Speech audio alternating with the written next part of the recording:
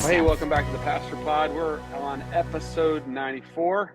I'm Josh here with my good friend Jay. And if you are new to the podcast, we're just two pastors that get together and talk about stuff that pastors like to talk about. Jay, how are you doing, buddy? I'm good. I'm tired. Church planning, it is what it is, right? So we're in the thick of it right now. We're less than 2 weeks. Josh, you got a team from the bridge that's coming up to help us on that first one.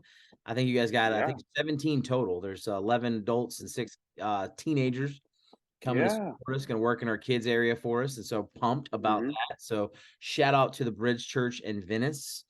We got another church, Life Bridge Church in Windermere. They're going to be helping us out with some worship, music wise. And so a couple churches in here. Love to see the big church coming together. It's a good thing. It's going to be awesome, man. We're praying for you. Excited to see the first kind of calling it preview, calling it practice, calling it pre-launch. Do you have a new cool word for it? Oh, a cool word, right? Because church planning, it's always cool.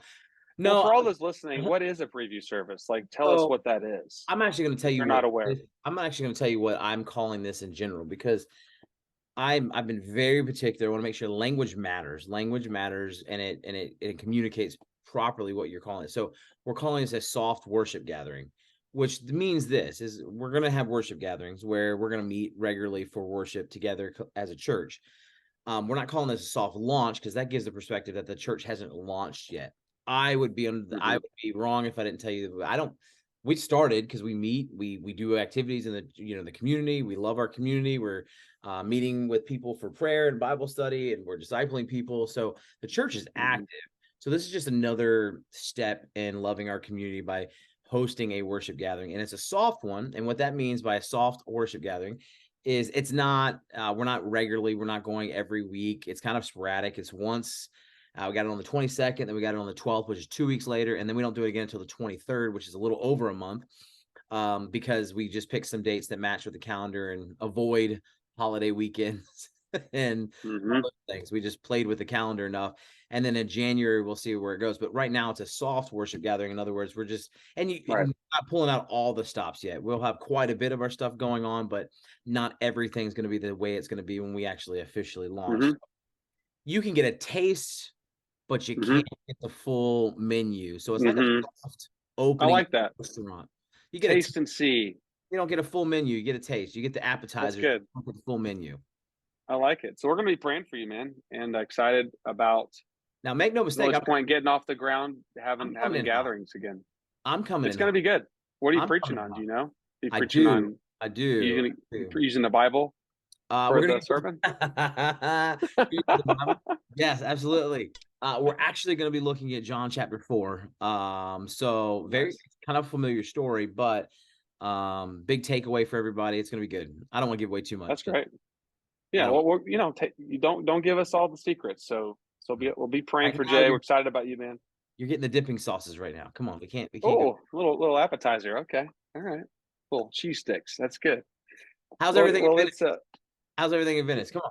It's good, man. Things have been pretty full lately. Just kicked off Revelation, so there's just. I think that if you're a pastor listening, you're like, you probably can just. I don't know what you think about that, but you might say, "Wow, that's probably a lot of fun." It has been actually been really encouraging, more than I thought it would be, and it's also the most challenging book I've probably ever tried to preach through. I probably spent more time trying to really understand it so I can hopefully communicate it where I don't confuse people, because half the time I'm confused. I've heard it said that most church goers want the pastor to preach the Revelation because they don't understand it, but most pastors don't want to preach it because they don't fully understand it. So there's many days I kind of go, I'm not sure I fully understand. I think that's totally okay. This week I'm going to kind of share some of the views of how people see the timeline, kind of give them an understanding of how we unpack it, because people come from a different angle. So what the most fascinating thing, Jay, is how many people, people that you probably have read all over the map, theologians, pastors, commentators that kind of have all these different angles of their perspective. And they all believe in Jesus, they believe the Bible, but they kind of land in different areas. So it's teaching me that we can still be really like open-handed with some things and not be so close-fisted with some of the specifics. So I don't want to nerd out today on that. I think I have probably talked enough already about Revelation, but that's Well, been big lately for me personally, just digging in and trying to put it all together. and it's something we wanted to talk about anyway, but we were talking before we hit record. You start Revelation, and then things start happening in Israel, and like that's also kind of a weird connection of I'm sure that makes with people very interested in what you're talking about as well, correct? Um, Yeah, I mean, I mean, definitely heartbreaking to see what's happening in Israel. There's been, I mean, I've followed it pretty closely, Jay, but I'm not sure I'm even up on it till even today. We of course record 2 days before we go live, so this is going to be probably dated. right, But yeah, just took some time to pray as a church for everything happening there last Sunday. Everybody's gets ramped up more about, okay, is this the end? Is this the Ezekiel 26? Is this right, and I think Jesus said it best. Obviously, you're going to hear wars and rumors of wars and nation rise against nation. I think these are the birth pangs, as the Bible says, of the end that is coming, and Jesus could come back at any moment. So very very well wakes us up, I think, from our Western American mindset to go, man, there's a broken world, and there's a real evil in the world, and I think hopefully so much debate right now about news media and what's right, what's wrong, um, and it's just sad to see what Hamas, the terrorist group, did to a lot of innocent Israelis, going house to house, killing men, women, and children, and many other things that I probably don't even want to say because it just makes right, me right, sick to my stomach. So it's pretty heartbreaking.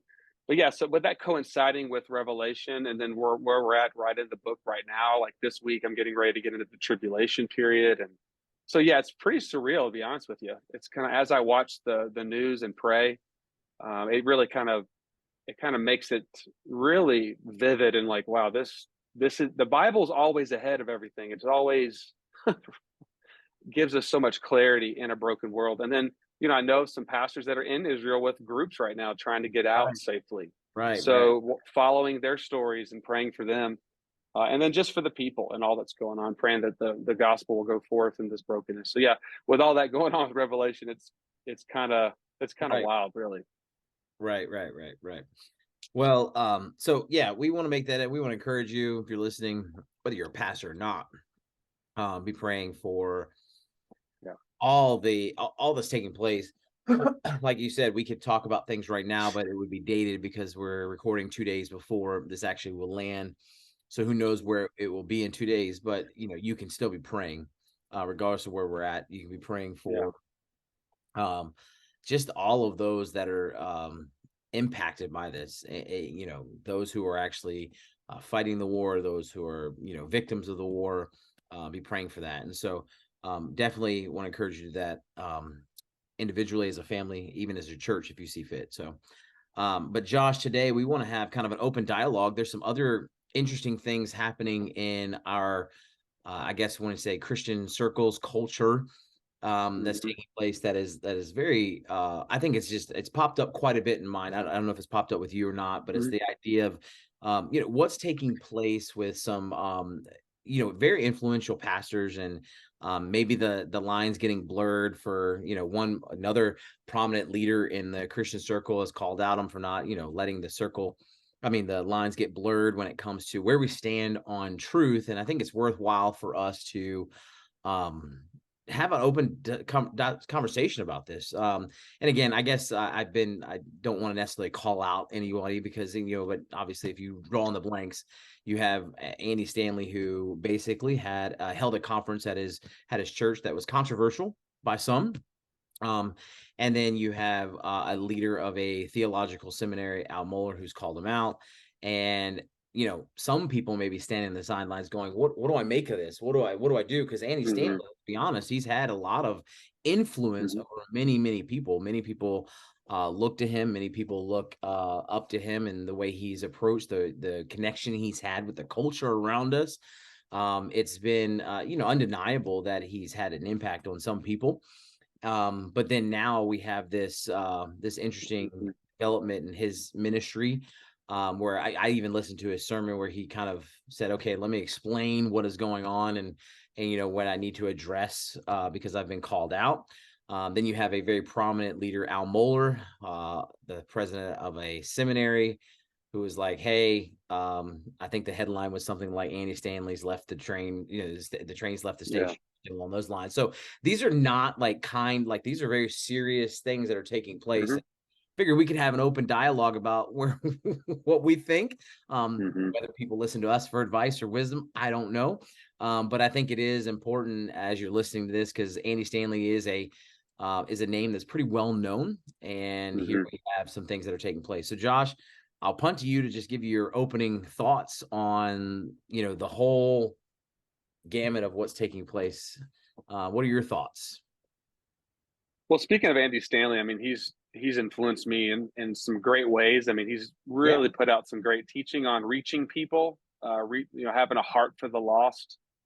He's one of the he's probably, just putting all of this aside, an Yeah. incredible communicator. Uh, really Oh, understands leadership, I think, in a lot of ways. With that said, the last, I don't know, I can't even remember how many years, he's just kind of gone down a different direction than where he started, in my opinion. mhm. Um, I've got his books on my shelf along with a bunch of other pastors that are no longer pastoring. I was telling some of our leadership team the other day about just how many books on my shelf are pastors that have either given up their leadership because of moral failings, or they basically have become apostate where they don't believe the Bible anymore. And it's kind of sobering, really. And it's not out of, I think, a critical heart about any of the leaders. It's just the question is, how do we stand for truth in a world that is so confused, but also do it in a way of showing the grace, right? This Jesus was full of grace and truth. Like, we talked about that a while back. Mhm. So I think with Andy, just as we jump into this, um, I believe in so many ways. I don't know him personally, but I believe every pastor wants to reach people and meet people where they are in their brokenness. And so, what I appreciate about him is that's always been his heart, or that's what he's communicated. So I can't judge his heart or his motivations, but they basically have provided a conference at his church. A couple weeks ago, it was kind of ramping up. A lot of people had already started talking about it before it became a reality, called Unconditional. And basically, the whole conference was geared towards supporting parents and LGBTQ plus children in their churches. And so the outside looking in was, this is a conference to help parents guide their children that have all of these thoughts. And we live in a world today where kids are pressured. They're hearing it from every side, these comments. And it's crazy. I mean, I know you're a dad, I'm a dad. I mean, my kids, we talk about these things. They hear about it. And Mhm. how do you respond to the LGBTQ? Like, it's not just affirming, it's almost to the extreme of, I think if it continues down the path it's going, the LGBTQ conversation, like, it's almost like if kids are going to start feeling like, if I'm not wanting to go down that road, then there's something wrong with me to be Mm. heterosexual. And so I think the church pastors, we have to have resolve and stand on the word of God within this broken world, because I believe one of the most unloving things we can do as pastors is tell people that they're okay in their sin. And the Bible's clear that God created male and female. It was his design, just as God created marriage. Marriage is under attack. Marriage is not between two of the same gender. That's not marriage. It's between man and a woman, because that's God's design. He instituted it, he created it. That's a man made, basically invention that God doesn't honor and God doesn't bless. Does that mean that we then judge and condemn them and not reach out with them the love of Christ? No. But if I'm going to love someone, I'm not going to say, hey, you do whatever you feel, and whatever urges you have, that's your identity, which I know we can go into all these different angles. But I do think, just jumping in, Jay, there's so much confusion about this.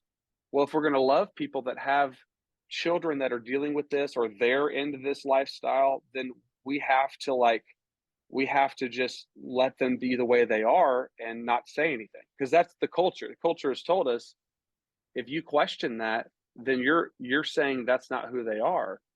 And of course, as pastors, like as following the scripture, we have a different worldview.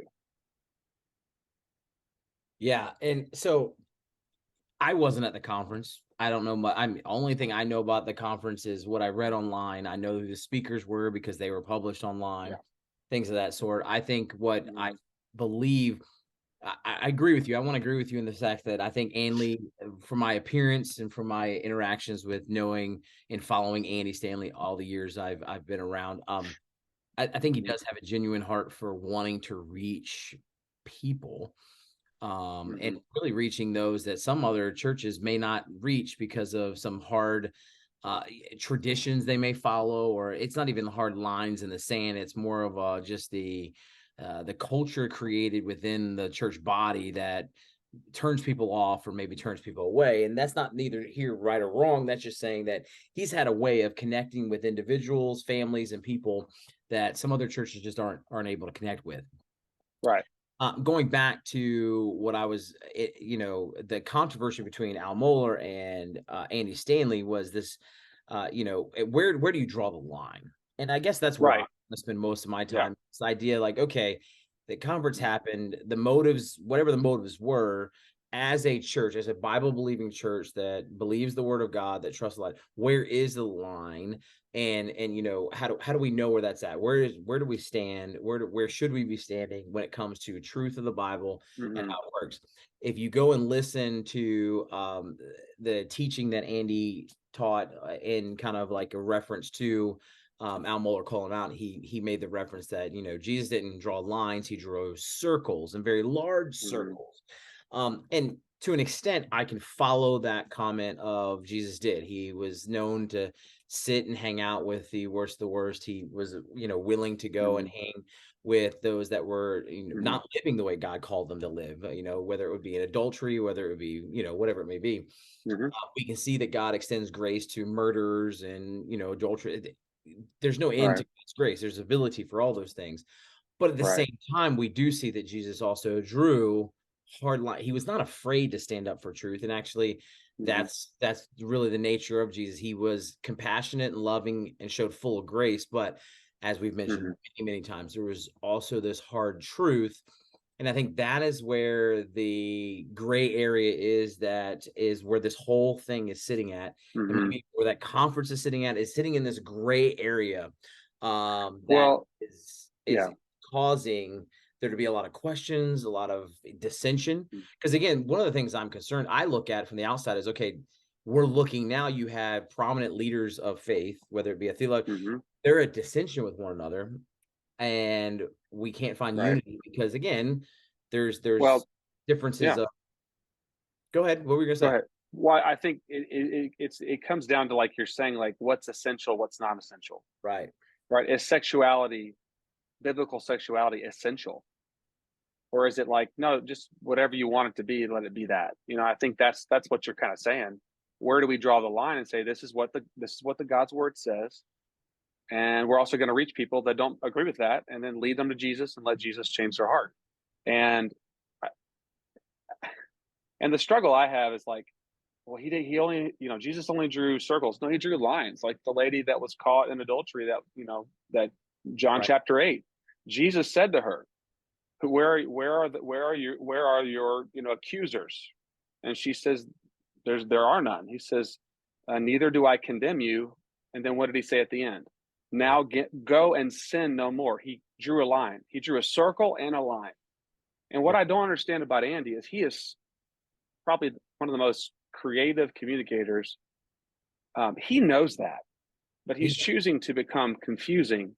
And to literally, his whole sermon was, he started off by making a statement on biblical sexuality that I've always stated, that it's, marriage is between a man and woman. And, God created this, sexuality to be honoring. We shouldn't be mastered by anything. And then the next 40 minutes, he negated that by what he said. And so it's very confusing. I've watched multiple people on both sides respond to what he said. I watched a whole YouTube hour and a half of a guy that went to the entire conference, who writes who speaks and helps meet people in the LGBTQ community from a biblical perspective, while also loving them, helping parents with children with these kind of issues. And he had a really, really great perspective. And he said that throughout the entire conference, not they never drew a line at all and said that any of these lifestyles are actually against the word of God. So Hmm. it's kind of the old principle of saying one thing and doing another. And I really wrestle with it. I mean, I've had some folks over the years in the churches I've been in that have struggled in these ways.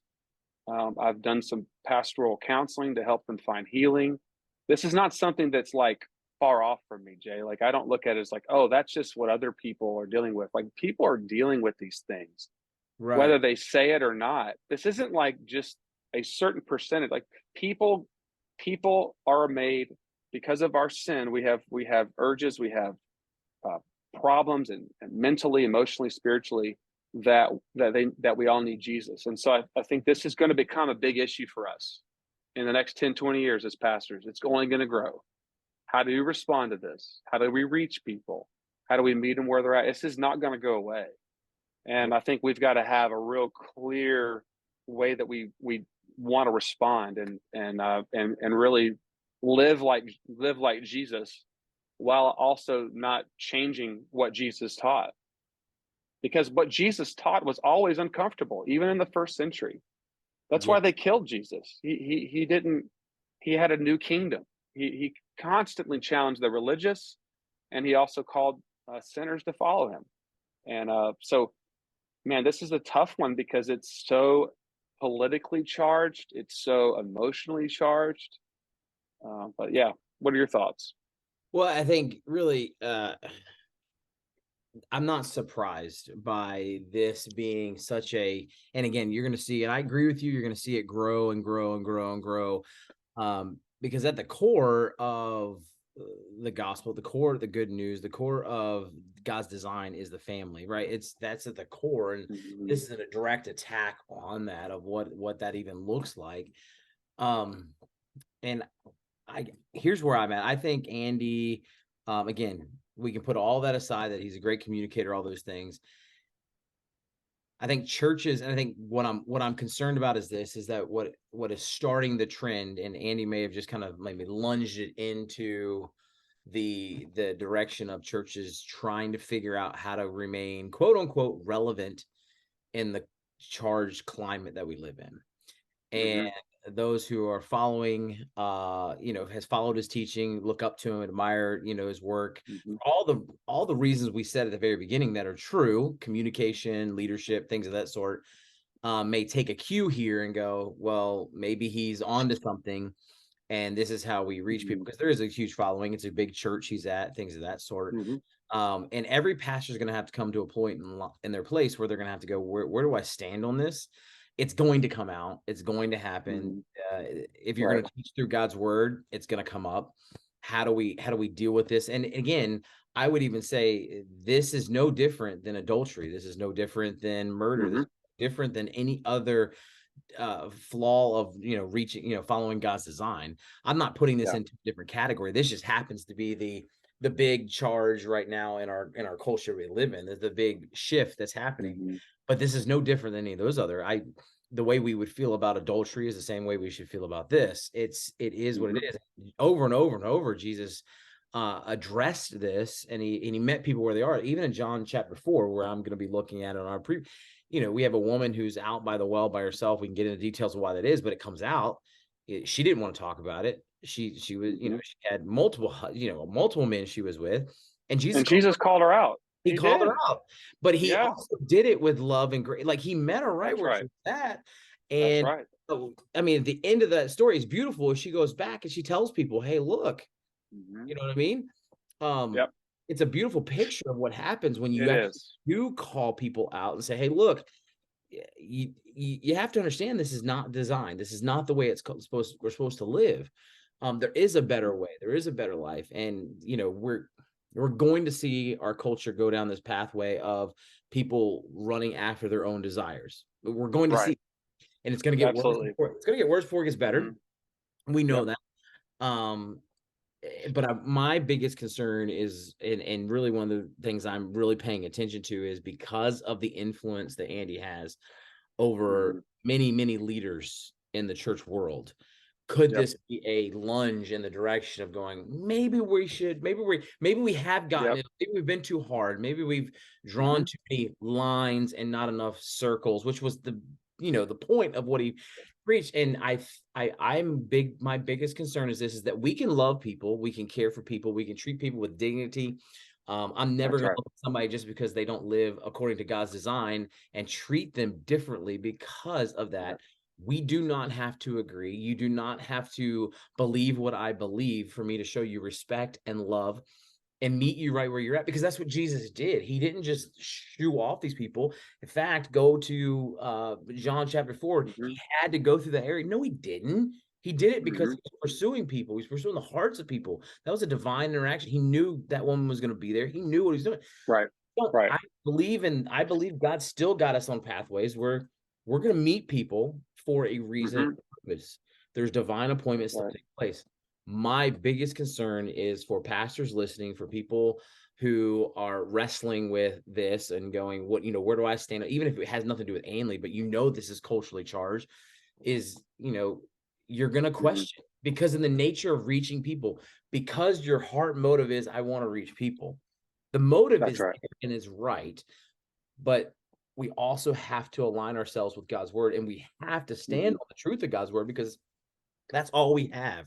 We have to stand. Mhm. So I guess that's where I'm at. The biggest concern is we've got to Mhm. be cautious here, because and again, I'm just concerned that I saw, so being in New England, by the way, I saw Mhm. more and more pastors driving this way. And again, we don't want to hurt people, and that's what I would be told is, we don't want to hurt people. We want to be accepting to all people. You can still create an environment where they can come. Listen, you're not going to change teaching the truth of God's word, but you can still love people. Josh, I had people who came Mhm. to my church in Boston who, were part of this community that came, Mhm. and they understood we were just going to teach God's word for what it was. That's right. I Mhm. also had people in my church, so I'm going to just even open up the door more. I had people in my church who were living together and doing things that were made for marriage, that were living together, and I still preach the same way, and it was Mhm. uncomfortable. I heard people say Mhm. in small groups the week after, like, we had interesting conversation based off the sermon because so and so's in our group, and they know Mhm. they're not living the way they should Mhm. live. You know what happened, Josh? Yep. People either got married or they Mhm. separated. Why? Because we Mhm. said, hey, look, this is what God's word says. If we want to honor That's God, right. live life properly. That's What right. happened was people's lives began to shift and adjust to God's word versus us shifting and adjusting to the culture around us. We don't do that. God's word has not changed. It will not change. Mhm. And we're going to be held accountable to God's word. Therefore, let's stand on God's word. I guess that's where I'm at. My biggest concern is the influence that comes with this. And I Mhm. really, for all of us, we need to understand we carry influence. It may not be the size of Andy Stanley, but you carry Well, influence. yeah, You I carry think influence you're over right. your community, over your family. You carry influence, and we have a Mhm. responsibility. Yeah. We're shepherds for Mhm. a reason. So Mhm. anyhow, I guess that's where I'm at on that. Yeah. My heart breaks because I see the church going and maybe answering this and going, maybe maybe we've got it wrong, which the church doesn't have wrong. So I mean, even though I would say Al Mohler, I think sometimes can be a little bit too much of a stickler. I'm going to go the other way here, and he can actually push people away because of maybe his personality and some of his views and how he approaches it. Um, I, at the same way, there's that other side of it too. You can but have you read his response? His response to me was very gracious of and course, kind. I have. He's so biblical, and I would never go against Southern Baptist Theological Seminary's president theologically. Like, that's just a bad decision Here's what I'm going at. to No, start attacking him. You're not going to win that one. but here's what I'm You know getting what at. I mean? Like, What I'm getting at is this: is that I believe there's certain aspects of Al Mohler, maybe even the way he approaches certain things. I'm not saying there's anything wrong with right. theology. I think Yeah. just the way he would approach things, maybe the way he does his missiology, could push some Mhm. people away as well, right? So again, we're all have our different ways, but I think what it comes down Mhm. to here, and what I'm trying to communicate is, what it comes down to is the Bible's the Bible, and Mhm. we have to land on the truth of God's word. Um, Right. it's more about the truth of God's word over missiology at this point, or how we, I guess not missiology is not the right word, Well, but how we approach the culture around us, right? yeah, I agree. The briefing is what it's called. He does a briefing, like a Correct. podcast writing every day. So he responds to everything. That's just what he does. He takes the word of God theology and applies it to everyday life. So he does Correct. a really good job of breaking down all the craziness of the world. I tend to track what he says because he can break it down, although he's way smarter than I am, and I have to sometimes uh, read it twice. I thought what he said was good. I want to read a quote real quick. He said this. He says, as a theologian, I feel a responsibility to say that what this represents is a departure from historic normative biblical Christianity, based on what Andy was saying. He says, I think both sides understand this is the most basic disagreement we can imagine. So are sex and gender. It's over ontology and being. It's over scripture, the authority of scripture, and the interpretation of scripture. It's over God and the gospel. It doesn't just get any more basic than this. But I Correct. do recognize the gravity of the words I'm using when I say that what we see here is a departure from historic, normative biblical Christianity. I Right. say that because I believe that's exactly what it is. And I believe Christians ought to take note of it. And just like Paul wrote in all of his letters, he instructed and called out false teachers constantly in the New Testament. Because in the early church, false teachers were popping up in all of these different cities. And I'm not saying it's our job to go around and pick on each other, but this is a prominent, like you said, Mm-hmm. probably one of the most famous influential pastors of this whatever generation you would consider him in. I don't even really know what it would be called. Like I would say the newer, like reaching the lost, leaving like the 80s or whatever. And so does this mean that we criticize and condemn? No, I just think we can have a healthy discussion about it. And what I Right. don't appreciate about Andy is he gaslighted it.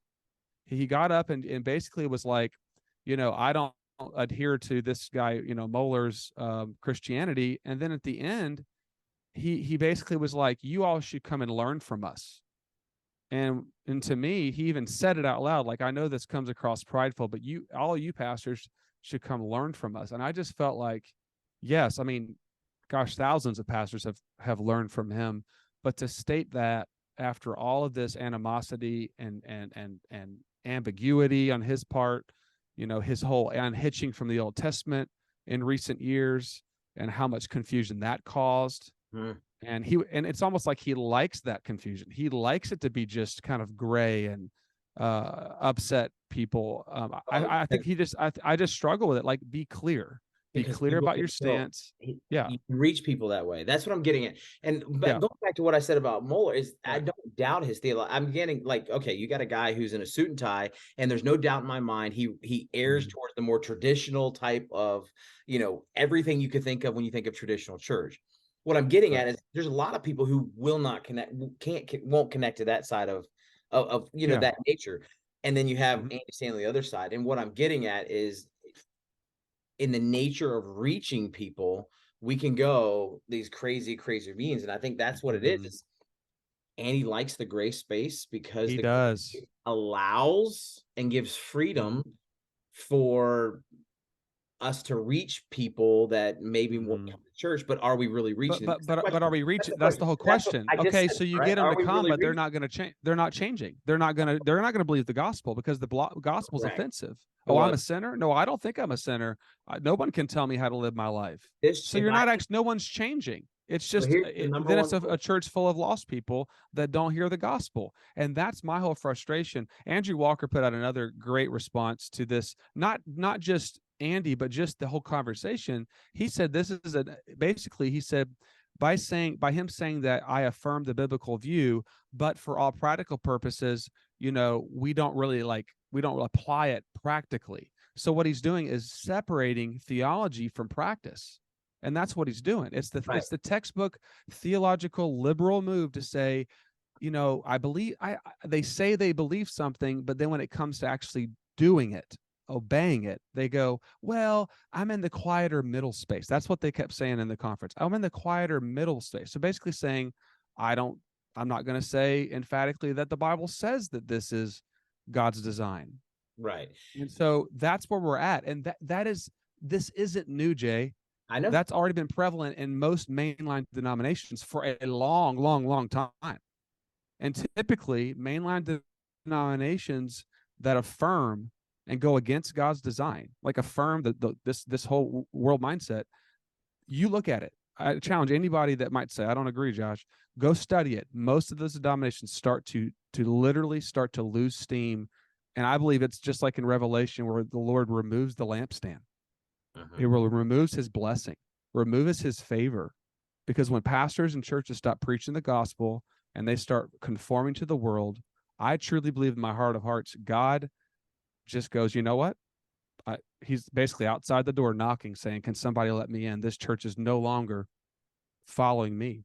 We again, I think it's important that we pastors, you have to come to a grip where you stand on these things, because it's very sad and disheartening, because there's going to be a lot of people who will go, like we just talked, go to this church, and because it's a church that will accept them for who they are, it's a church that will love me right where I'm at, and not expect anything different.